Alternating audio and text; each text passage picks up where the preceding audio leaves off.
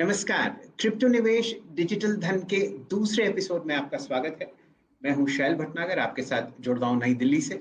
और हमारे आज के मेहमान हैं बहुत ही जाने माने टेक्नोलॉजिकल और क्रिप्टो करेंसी के इवेंजलिस्ट श्री अजीत खुराना साहब। अजीत जी, स्वागत है आपका क्रिप्टो निवेश डिजिटल धन में।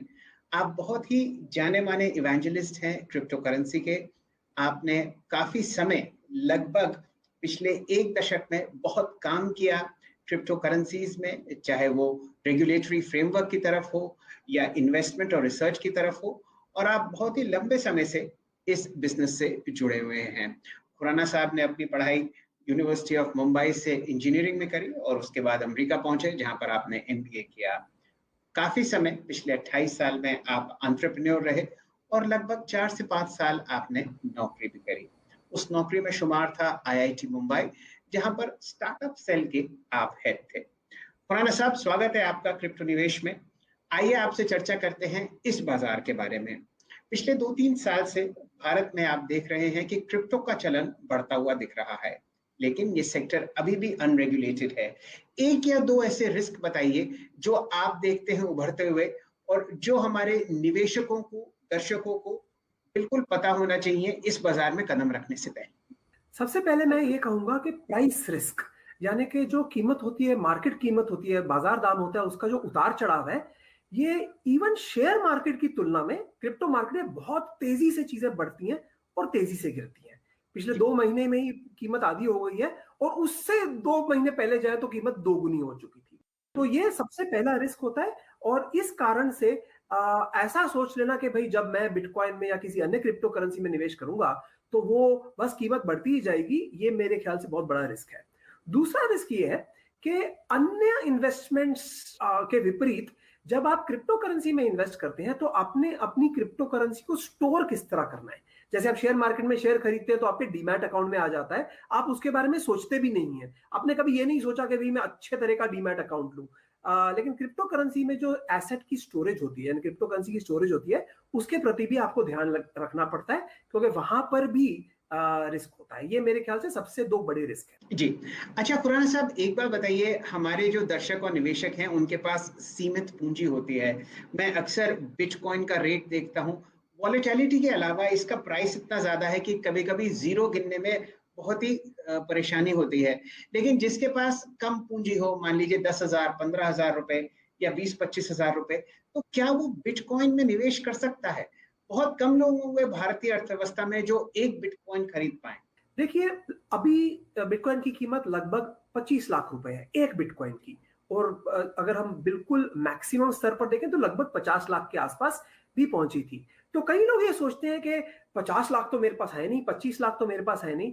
ये तो उसी तरह की बात हो गई कि मैं आपको सोने के 1 किलो सोने की कीमत बताऊं और वो समझो वो 60 लाख, और आप बोलो 60 लाख तो मेरे पास है नहीं। बट ठीक उसी तरह जिस तरह आप 1 ग्राम सोना भी ले सकते हैं और 1 ग्राम का भाग भी ले सकते हैं, क्रिप्टो करेंसी में भी हम जो एक बिटकॉइन होता है उसके 10 करोड़ भाग किए जाते हैं। हर एक भाग को सतोशी या शॉर्ट में सैट कहा जाता है। तो सैट जो होता है वो तो महज कुछ पैसों का बन जाता है। और इंडिया के क्रिप्टो करेंसी एक्सचेंजेस को देखें तो ज्यादातर मेरा अनुमान ये रहा है कि वो कहते हैं कि कम से कम एक समय में आप 10 या 20 या 25 रुपए के क्रिप्टो बिटकॉइन खरीदिए। तो यदि किसी व्यक्ति को महज 10,000 तो दूर की बात है, बट 500 या 1,000 रुपए भी निवेश करके ट्राई करना हो तो उतने में भी वो निवेश कर सकते हैं। तो यूं समझिए खुराना साहब, भारत में 1100 रुपए का बहुत चलन है। तो 1100 रुपए भी अगर आपके पास हो तो आप बिटकॉइन में निवेश कर सकते हैं। अजीत जी ने एक बात बहुत ही अच्छी तरीके से समझाई है कि ये बहुत ही रिस्की और वॉलेटाइल एसेट्स हैं, तो आपको यहाँ पर कम से कम प्राइस वॉलेटिलिटी पर खासी नजर रखनी पड़ेगी। अच्छा खुराना साहब, जरा चर्चा करते हैं कई कई तरीके की क्रिप्टो करेंसीज पर। अक्सर जुबान पर नाम आता है बिटकॉइन और इथीरियम। जो लोग जाने माने हैं इस बाजार में, वो कभी डॉज कॉइन पर बात करते हैं, कभी लाइट कॉइन पर बात करते हैं। ये बताइए, आपके हिसाब से 5 ऐसे कौन सी क्रिप्टो करेंसीज हैं जहां पर शुरुआती सत्र में जो निवेशक इस बाजार में घुस रहा है उसको अपनी सोच और इन्वेस्टमेंट सीमित रखना चाहिए? ठीक उसी तरह जिस तरह के मैं शेयर मार्केट का यदि विशेषज्ञ होता और आप कहते 5 स्टॉक के नाम बताइए तो थोड़ा मुश्किल हो जाता है। मगर बिटकॉइन और इथीरियम के अलावा मैं 5 नाम ना देते हुए 3 नाम दूंगा। एक हो गया जी बिटकॉइन, एक हो गया इथेरियम और तीसरा हो गया पॉलीगॉन, जिसका नाम पहले मैटिक था। और मैं खास करके आपको ये नाम इसलिए दे रहा हूं, ये मेरी नसीहत नहीं है, ये जो मेरे पोर्टफोलियो के सबसे 3 बड़े हिस्से हैं, यानी कि जी इन तीनों को यदि आप मेरे क्रिप्टो पोर्टफोलियो में देखो हम्म, तो लगभग 90-95% इन तीनों क्रिप्टो करेंसीज में मैंने निवेश किया है। इसलिए मेरी सर्च स्टडी भी इन तीनों के बारे में सबसे ज्यादा है। मेरा ताल्लुक शेयर बाजार से है। मैं स्टॉक मार्केट्स में बहुत चीजें देखता हूँ जिससे मदद मिलती है निवेश में। वो है बैलेंस शीट्स, वो है प्रॉफिट लॉस अकाउंट्स, वो है तिमाही नतीजे और खासकर परफॉर्मेंस सीजनैलिटी की। अब ये बताइए, क्रिप्टो करेंसीज में जब आप रिसर्च करने निकलते हैं तो कौन सी 3 या चीज, 4 या 5 ऐसी चीजें हैं जो आपको डेटा के रूप में मिलती हैं, जिसको देखकर आप अनुमान लगा सकते हैं अपनी डिसीजन मेकिंग और इन्वेस्टमेंट का? बिल्कुल, आपने बढ़िया सवाल पूछा। तो ठीक उसी तरह जिस तरह स्टॉक मार्केट में यदि आप बैंक शेयर को इवैल्यूएट कर रहे हैं वर्सेस रियल एस्टेट के शेयर को इवैल्यूएट कर रहे हैं, तो आपके जो मेन इंडिकेटर होते हैं वो अलग होते हैं। जैसे कि शायद रियल एस्टेट कंपनी में आप उनकी जो नेट एसेट वैल्यू है या लैंड बैंक्स की कीमत कितनी है उस पर ध्यान देंगे, जबकि आप अगर बैंक को देखेंगे तो उसके डिपॉजिटर या डिपॉजिट बेस को देखेंगे। ठीक उसी तरह यदि कोई क्रिप्टो करेंसी बिटकॉइन के जैसी है, यानी कि वो डिजिटल पैसा है, यानी कि वो पेमेंट सिस्टम है, तो उसमें सबसे जो बड़ा आई थिंक फैक्टर होगा वो ये होगा कि किसी भी पीरियड में, हफ्ते में, महीने में, तिमाही में या साल में, इसके अंदर कितनी वैल्यू ट्रांसमिट हुई है। तो यदि हम लोग किसी पेमेंट डिजिटल वॉलेट को अगर हम इवैल्यूएट करें स्टॉक मार्केट में, या कोई वीजा, पेपाल या ऐसी इंटर मनीग्राम, वेस्टर्न यूनियन जैसी कंपनीज को इवैल्यूएट करें, तो वहां पे भी आप ठीक इसी तरह देखेंगे कि उन्होंने कितनी वैल्यू ट्रांसमिट की है। तो बिटकॉइन जैसे पेमेंट सिस्टम को आप फंडामेंटली इवैल्यूएट करेंगे वो कितनी वैल्यू ट्रांसमिट करते हैं। मगर ठीक उसी तरह जिस तरह शेयर्स भी अलग अलग कंपनी के होते हैं, अगर आप किसी डिसेंट्रलाइज्ड फाइनेंस क्रिप्टो करेंसी जैसे कि इथेरियम, हालांकि इथेरियम बहुत फ्लेक्सिबल है, बट उसका जो सबसे बड़ा एप्लीकेशन निकल के आ रहा है वो है डिसेंट्रलाइज्ड फाइनेंस, तो उसमें हम ये देख सकते हैं कि कितने पैसे इसमें लॉक किए गए हैं। जैसे कि बैंक में आप अकाउंट में पैसे लॉक करते हो, तो जनवरी 2020 में लगभग $1 बिलियन, मतलब अराउंड 7500 करोड़, 7,500 करोड़ रुपए लॉक थे, जबकि इस समय 16 महीने बाद वो लगभग बढ़ के बन गए हैं 100 बिलियन, यानी 100 गुना बढ़ा है। तो हर एक क्रिप्टो करेंसी का जो फंक्शन है, उस फंक्शन के मुताबिक जो उसका फंडामेंटल वैल्यू है वो क्या है, आई थिंक दैट वो शुरुआती इंडिकेटर होता है। खुराना साहब, ये जो आपने इथेरियम की बात बताई कि $1 बिलियन अब बढ़कर $100 बिलियन हो गया, तो क्या मैं ये मान के चलूं इसके फॉलोअर्स बहुत बढ़ गए और इसमें निवेश बहुत बढ़ा? क्या ये इसकी मार्केट कैपिटलाइजेशन है?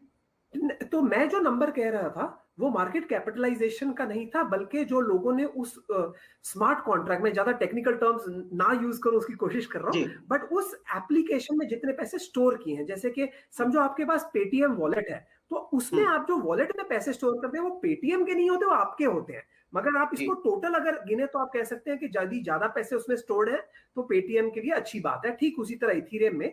और यह बात लेकिन आपने बिल्कुल सही कही कि पिछले 2-3 सालों में हर साल जो टोटल नंबर ऑफ लोग निवेशक क्रिप्टो में आ रहे हैं दुनिया भर में, वो हर साल डबल से ज्यादा हो रहे हैं। और इंडिया में तो खास करके क्योंकि कुछ समय बैंकिंग बैन रहा था मिड 2018 से लेके जनवरी 2020 तक, तो इंटरेस्टिंग चीज ये थी कि 2000 इस साल अप्रैल में पहले 10 दिनों में उतने ज्यादा इंडिया में अकाउंट खुले हैं क्रिप्टो करेंसी के जितने के पिछले पूरे 12 महीने में खुले थे, वो उतने 10 दिनों में खुल गए हैं। क्या बात है। तो आप यूं समझिए कि हमारे जो दर्शक हैं और जो निवेशक हैं बाकी सारे एसेट्स में, अब वो क्रिप्टो में भी डाइवर्सिफाई करते हुए दिखते हैं आपको। खुराना साहब, हम ये बताइए, अगले 4 या 5 साल में ऐसी कौन कौन सी तकनीकी उपलब्धियां होंगी कि हम इस बाजार में प्रोडक्ट्स को बढ़ते हुए देखेंगे, और जो एग्जिस्टिंग प्रोडक्ट्स हैं उसमें आपको और डेप्थ आती हुई दिखेगी? दूरबीन लगाइए और बताइए 3 से 5 साल में क्या होने वाला है क्रिप्टो के बाजार में, खासकर भारतवर्ष में। बहुत बहुत बढ़िया, क्योंकि इस समय यदि आप उन लोगों से बात कहेंगे जो क्रिप्टो से इंप्रेस नहीं है, वो आपको अक्सर कहेंगे कि भाई क्रिप्टो बातें तो बड़ी बड़ी करता है लेकिन कुछ काम नहीं करता। बिल्कुल, कुछ हद तक ये बात सही है, लेकिन अगले 3-4 सालों में ये जरूर बदल जाएगा। जैसे समझो आप कोई टैक्सी हेलिंग कंपनी जैसे उबर या ओला का केस ले लीजिए, या आप कोई ई कॉमर्स कंपनी ले लीजिए जैसे अमेजॉन, फ्लिपकार्ट, स्नैपडील वगैरह। इसमें या कोई बैंक ले लीजिए जैसे HDFC bank, ICICI bank, state bank वगैरह। तो आज ये कंपनीज इतनी बड़ी हो गई हैं कि हम ये कोशिश कर सकते हैं कि इस पूरा जो बैंकिंग का फंक्शन है, ई कॉमर्स का फंक्शन है, टैक्सी हेलिंग का फंक्शन है, इसमें से जो कंपनीज हैं उनको हटा के बस एक महज कंप्यूटर प्रोग्राम डाल दिया जाए। यानी कि ये डिसेंट्रलाइज ऑर्गेनाइजेशंस हो जाएंगी, ना कि सेंट्रलाइज ऑर्गेनाइजेशन या गिने चुने शेयर होल्डर इनको ओन करते हैं।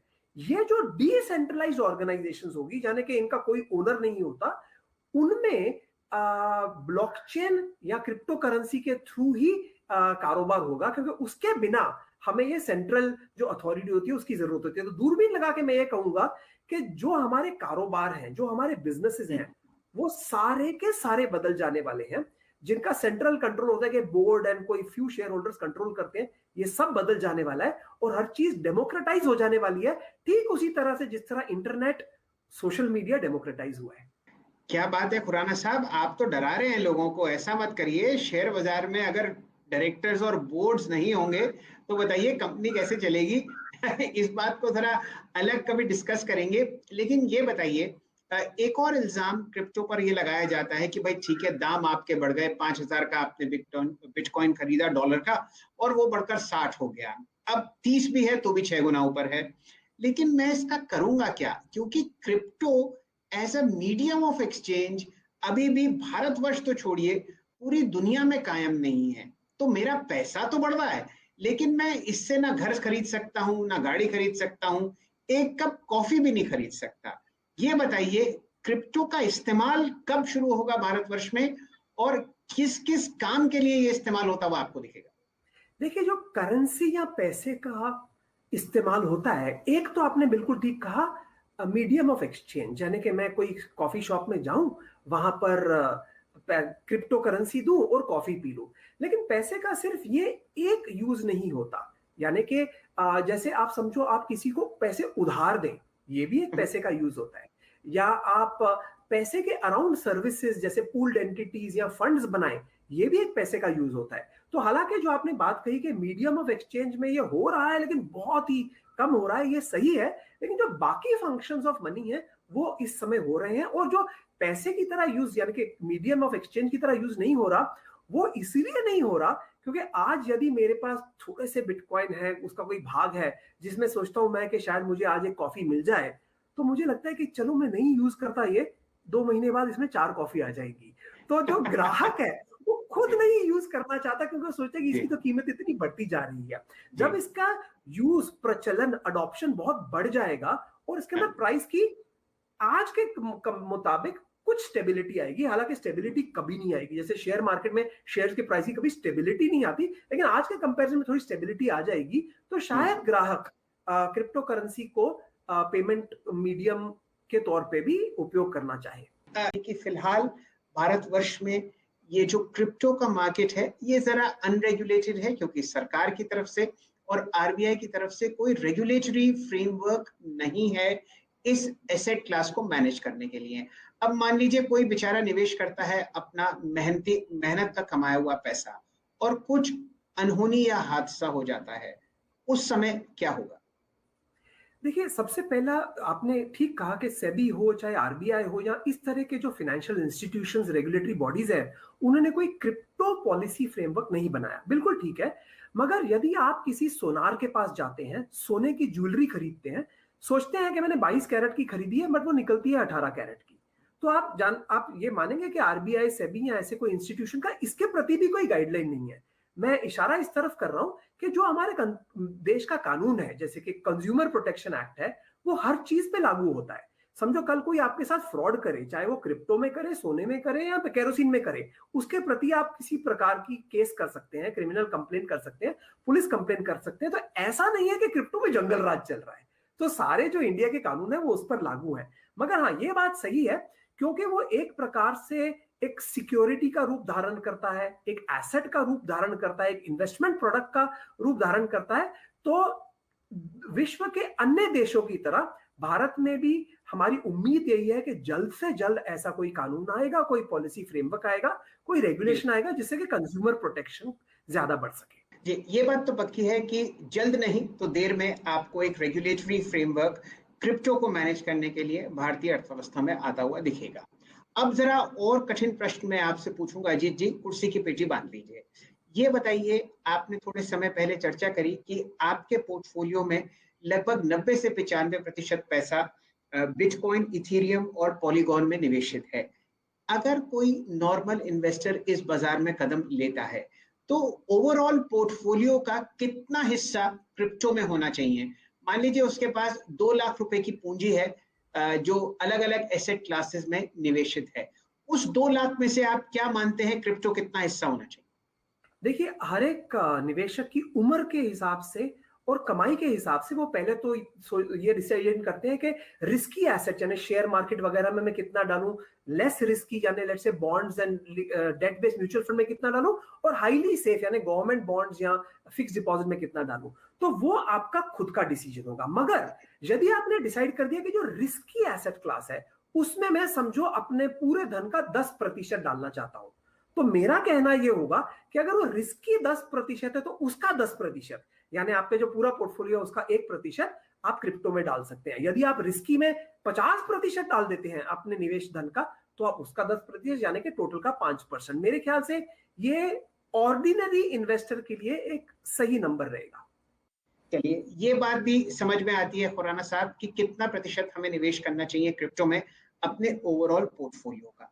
अब ये बताइए कि ये इतना वॉलेटाइल एसेट क्लास है, 2 महीने $11,000 से आप $60,000 तक पहुंच जाते हैं बिटकॉइन में, और 15 दिन में यही एसेट क्लास आपको $30,000-31,000 के आसपास ट्रेड करता हुआ दिखता है।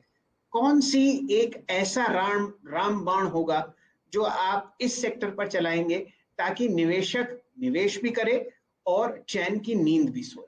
बिल्कुल, रामबाण तो यही है जो शेयर मार्केट में भी है, क्योंकि शेयर मार्केट में भी ऐसे कहीं स्मॉल कैप या कई सेक्टर्स होते हैं जाके कीमत काफी ऊपर नीचे जाती है।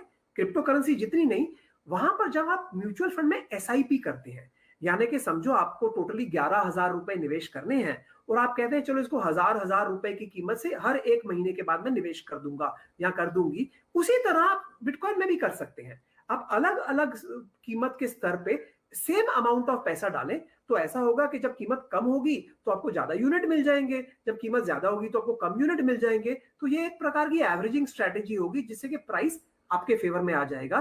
तो एसआईपी या इसे रूपी cost averaging, dollar cost averaging भी कहते हैं, वो एक बहुत ही बेहतरीन तरीका रहेगा। खुराना साहब, क्या हमारे भारतीय बाजारों में जो एक्सचेंजेस हैं, क्या ये इतने विकसित और उन्नत हैं कि क्या ये हमारे बैंक अकाउंट से बात कर कर ये काम ऑटोमेटिकली कर लें? मान लीजिए मेरी तनख्वाह 2 तारीख को आती है, तो मैं क्या अपने बैंक को या अपने क्रिप्टो एक्सचेंज के अकाउंट को इंस्ट्रक्ट कर सकता हूं कि भाई हर महीने मेरे अकाउंट में से 5,000 रुपए डिडक्ट कर लें और ये 2 या 3 क्रिप्टो एसेट्स खरीद लें? क्या ये पॉसिबल है?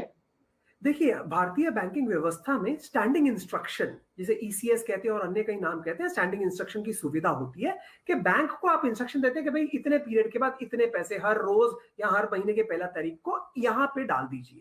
तो उससे आपके जो रुपीस थे वो आपके क्रिप्टो अकाउंट में पहुंच गए।